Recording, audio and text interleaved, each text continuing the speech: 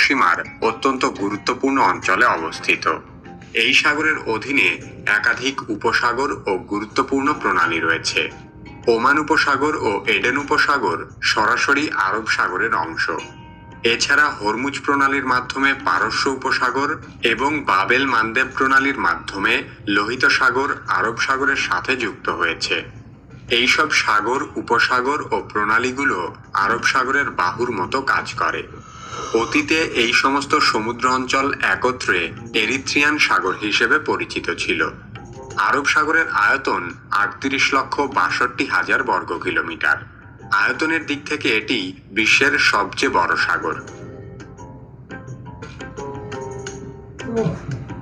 আরব সাগরের সর্বোচ্চ প্রশস্ততা প্রায় 2,400 কিলোমিটার এবং সাগরটির সর্বোচ্চ গভীরতা প্রায় 15,000 ফুট। সিন্ধু নদ হল আরব সাগরে পতিত সর্ববৃহৎ নদী, তাই এই সাগরের আরেক নাম সিন্ধু সাগর। আরব সাগরের তীরবর্তী দেশগুলো হল ভারত, পাকিস্তান, মুম্বাই ও পাকিস্তানের করাচি। আরব সাগরে থাকা দ্বীপগুলোর মধ্যে ইয়েমেনের সুকাত্রা দ্বীপ, ভারতের লাক্ষাদ্বীপ এবং পাকিস্তানের অস্তলা দ্বীপ উল্লেখযোগ্য। বৈশ্বিক বাণিজ্য পথ হিসেবে পৃথিবীর অন্য কোনো সাগর আরব সাগরের মতো জনপ্রিয় নয়। শতাব্দীর পর শতাব্দী ধরে আরব বণিকেরা বিভিন্ন মহাদেশে ব্যবসা বাণিজ্য করার জন্য এই সাগরকে পথ হিসেবে ব্যবহার করেছে।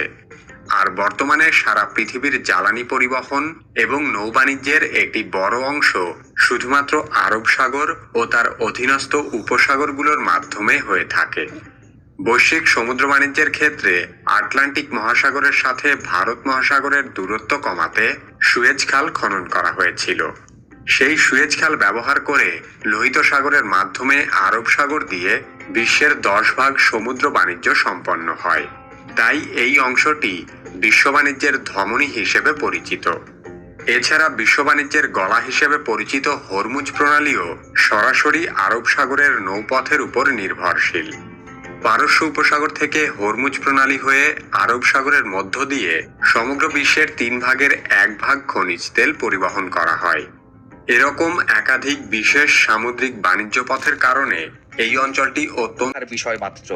এমনকি আকাশে 400 কিলোমিটার দূরে আন্তর্জাতিক মহাকাশ স্টেশন থেকে প্রশান্ত মহাসাগর একসঙ্গে দেখা যাবে না। সহজে বোঝার জন্য গুগল আর্থ দেখা যাক। এটি প্রশান্ত মহাসাগরের একটি দ্বীপ যা বোরা বোরা নামে পরিচিত। এটি সেই উচ্চতা যা থেকে সাধারণ ড্রোন ক্যামেরা দেখতে পাই। জুম আউট করে আমরা এখন 10 কিলোমিটার উচ্চতায় পৌঁছেছি, যেখান থেকে একটি সাধারণ বাণিজ্যিক বিমানে বসে থেকে দেখা যায়। যদি আরো জুম আউট করা হয়, আমরা এখন 400 কিলোমিটার উচ্চতায় আন্তর্জাতিক মহাকাশ স্টেশনের উচ্চতা থেকে প্রশান্ত মহাসাগর দেখতে পাচ্ছি। কিন্তু তারপরও আমরা পুরো প্রশান্ত মহাসাগরকে একবারে দেখতে পারি না। আরো জুম আউট করে যখন আমরা 10,000 গুণ উপরে যাই,